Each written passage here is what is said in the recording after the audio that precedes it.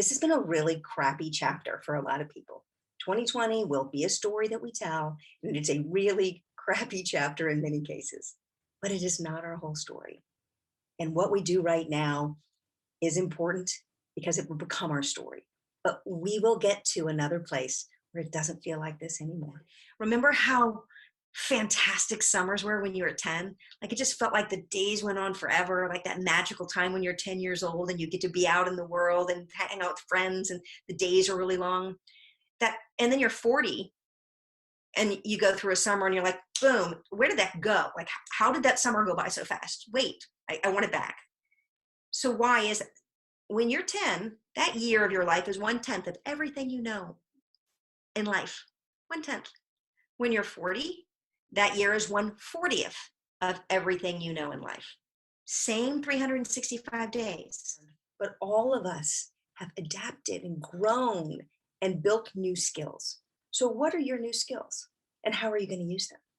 How do you make sure when you get to that coffee 5 years down the road, that you're in a good place? This is where you are now. In the story of your life, you're on a page. That big book of your life. What page are you on? One page right there. What page are you on? What do all the pages ahead look like? They're all blank, and they're up for you to fill.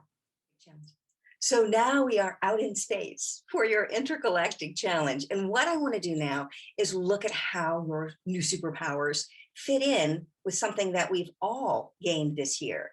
All of us are stronger than we were last year. This concept of resilience, the reason we've heard this word so much over the last years, is because we've had to adapt and change. So how have you adapted and changed and learned and grown stronger? Whoever you're coming to this, if you're in AI, if you're coming to us from the data analytics team, all of you have different superpowers and you're bringing them to the team together. So we're going to look at what that looks like. Okay. And I'm in my black hole for a reason. We'll get there in a minute. First, I want you to take out your phone. Take out your phone. If you're watching this on a phone, the best bet for this, if you're not on the Zoom app, is to just get out of this and you'll do this online quiz and then you'll jump back in. It only takes a few minutes and we'll make sure we let you back into the room. But don't jump out yet. So here's what you want to go to. You ready? It's just thesuperheroquiz.com, thesuperheroquiz.com. Okay. So go to that and you're going to take this short quiz. It's like 20 questions. Very fun. I love doing this in the room because there is a question where they ask you if you like to wear a thong or not. I didn't write this quiz. It's so much fun to see a whole room of people laughing. Like, you can tell like the chuckles on their faces when they get to that question. But you need to take the whole thing. And then at the end, it's going to pop up and tell you which superhero you identify with or is most like you, the qualities that it sees from your answers, who you might be. So write that down, write down the qualities as well. And then when we come back, we're going to put your answers in the chat. This is our first virtual Inspiring Women's Luncheon, and we are so excited to have Nina here with us today. Nina was one of our most popular breakout session speakers, and she just came out with a book. I read it. It is awesome. Last week, Nina presented a private session to students, and it was awesome. And I'm excited she is here with us today. Nina, thanks for being here today. And thanks so much for such a kind introduction. It is nice to see you. Your smiling face and so many faces there. I think I met some of you, as you mentioned, at the Whipple conference, and I think we have some folks who have heard me speak there, and a few of you said you've read my book, so thank you for taking the time to do that. I'm quite honored. This is an interesting time to get back together with that same sort of message of resilience. Now, when we did the session at Whipple, it was the Get to Your Goals session. So I wanted to sort of level set with on January 1st, and even at the Whipple conference when we all got together and we were trying to get to our goals, I'm pretty sure none of us had a goal of let's survive a pandemic.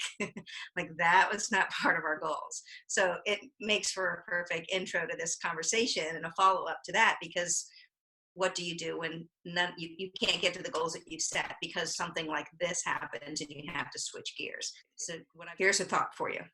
there will be a time where your beautiful faces will all be in the same room again. You will see each other. You will go out for coffee. We will have a conference. We will have face-to-face conversations. Maybe 5 years from now, when we all get together and we're chatting, there's going to be this turn in the conversation and people are going to say, oh, where were you? What did you do? Kind of like we do now when we get together, and I'm sure this happens for a lot of you, someone at a coffee or grabbing some pizza or a glass of wine, someone says, oh, 9/11. And then everybody's like, oh, here's where I was. Here's my 9/11 story. So right now we're all building our pandemic 2020 stories.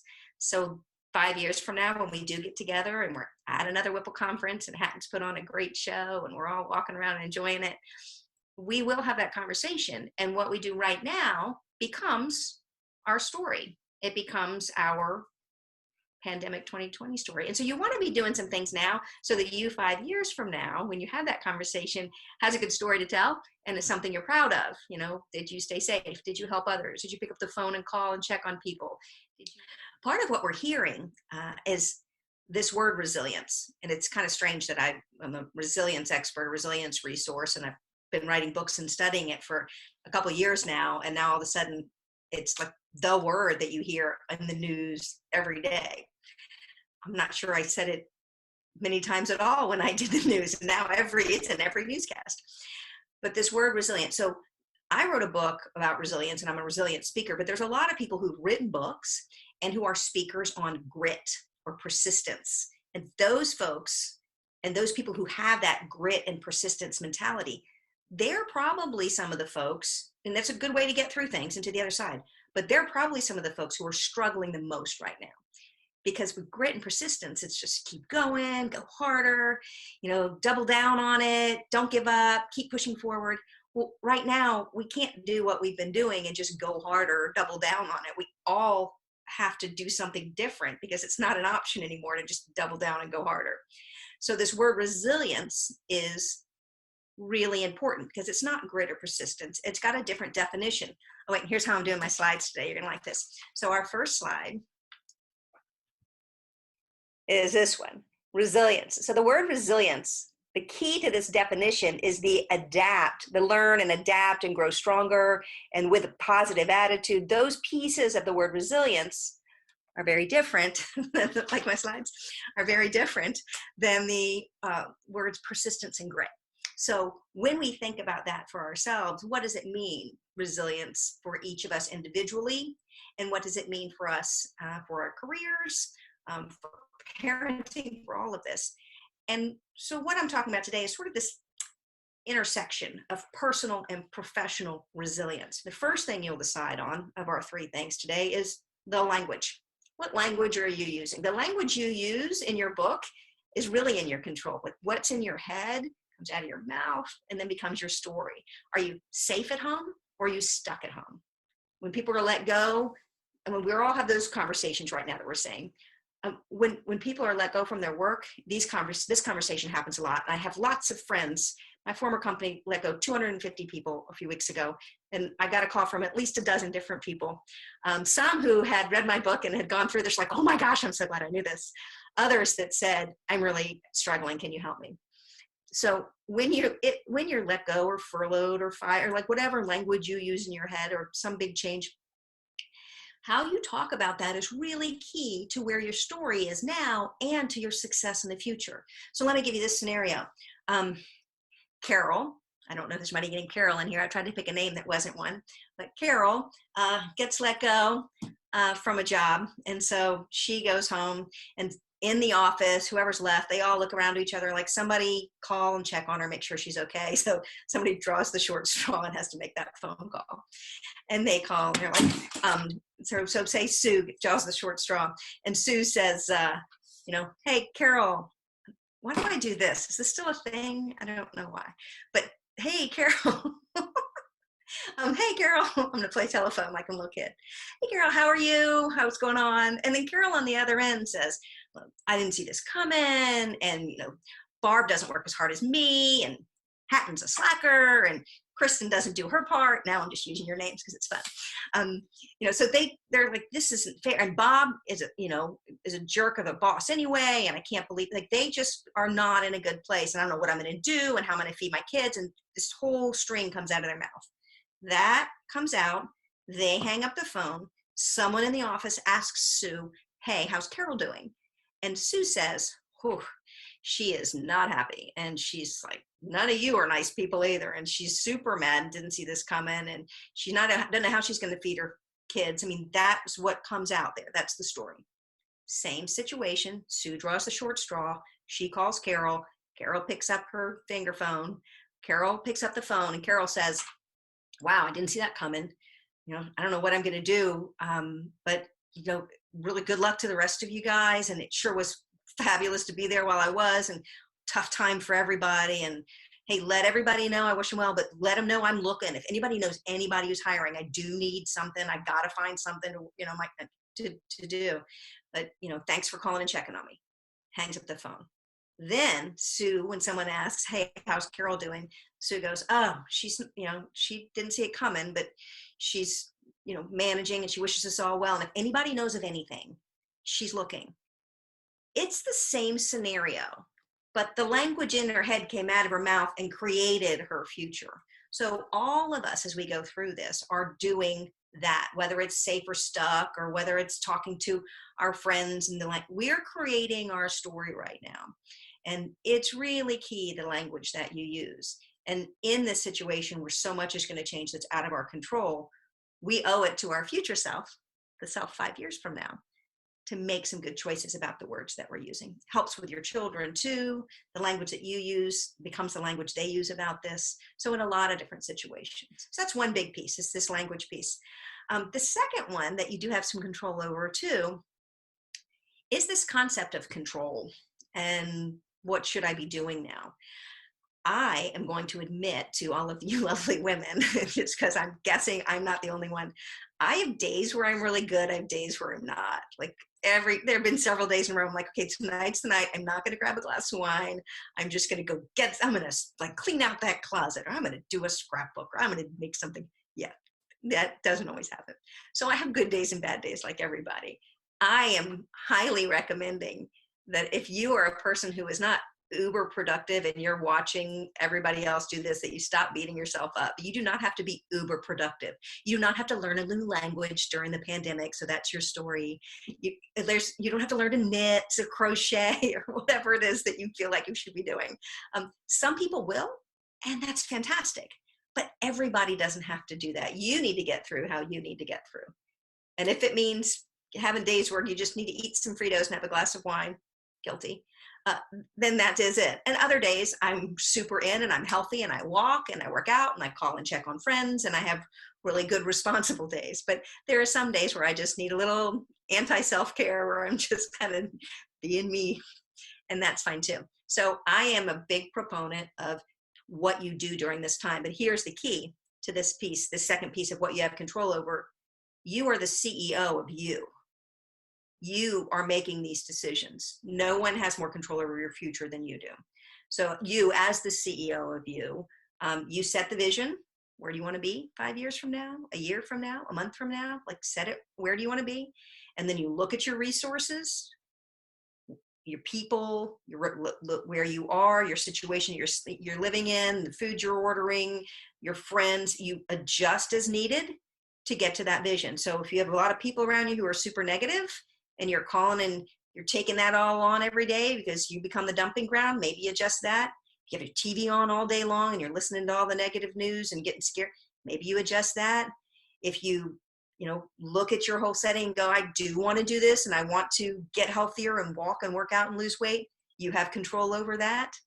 You can, order some weights online, or there's a new little game where you sit on it in a plank and you play a video game. I don't know if you've seen that. That commercial keeps coming into my Facebook feed. I don't know why, but there's all sorts of things you can do.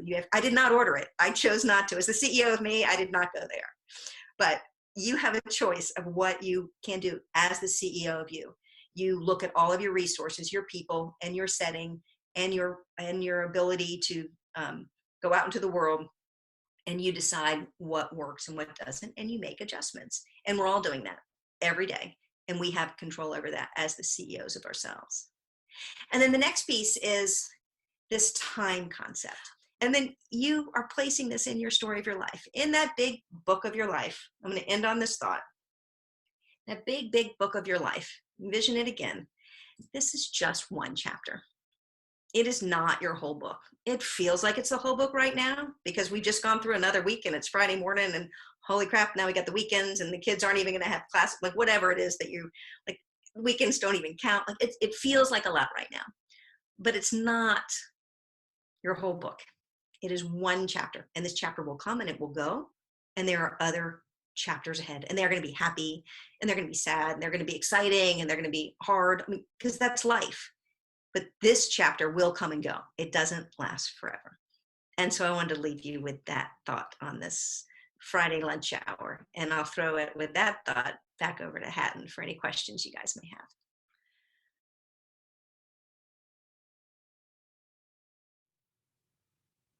Okay, good morning, everyone. It is early, and we're going to start off with something kind of fun this morning.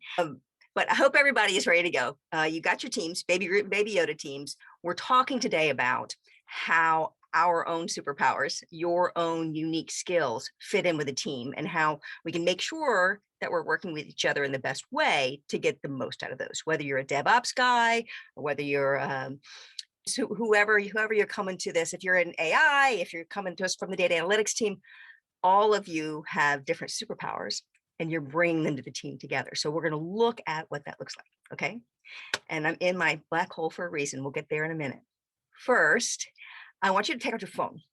Take out your phone. If you're watching this on a phone, the best bet for this, if you're not on the Zoom app, is to just get out of this and you'll do this online quiz and then you'll jump back in. It only takes a few minutes and we'll make sure we let you back into the room. But don't jump out yet. So here's what you want to go to. You ready? It's just thesuperheroquiz.com, thesuperheroquiz.com. Okay. So go to that. And you're going to take this short quiz. It's like 20 questions. Very fun. I love doing this in the room because there is a question where they ask you if you like to wear a thong or not. I didn't write this quiz, but it's fun to see a whole room of people laughing. Like you can tell like the chuckles on their faces when they get to that question. But you need to take the whole thing. And then at the end, it's going to pop up and tell you which superhero you identify with or is most like you, the qualities that it sees from your answers, who you might be. So write that down, write down the qualities as well. And then when we come back, we're going to put your answers in the chat. And change. So how have you adapted and changed and learned and grown stronger? The things that you have learned have made you stronger. Some changes that you've made or had to adapt to have taught you new skills. Let's look at those. Let's build that new skill set in with our current superpowers and see what amazing things we can do in the future. Let's see what that takes us to.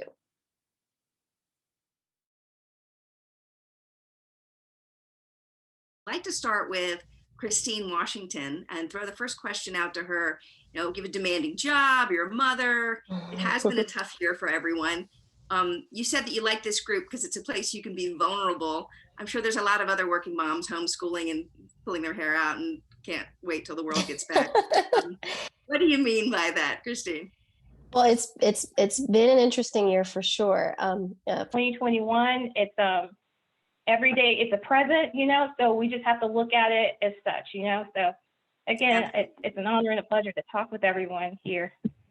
And you said community, and that is so important. You do have this community to be a part of, and it's something that right now we need more than ever, because to have a place where we can have shared experiences and have conversations. And you mentioned, you know, Allison talked about this as well, not being afraid to fail or not getting frustrated when things come at you. When you don't have a community to tap into, when you start questioning yourself, whether it's imposter syndrome, like you talked about, or like Allison was saying, people just telling her she was too young to do that.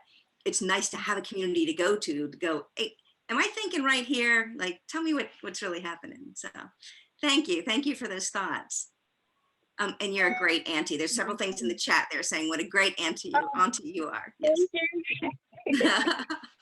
I want to switch over to Kim Rich now. Now, One of the things that I've learned about this group and all the amazing women in it is that not everybody is in the same space. So in the nonprofit space, Kim comes to us from that space.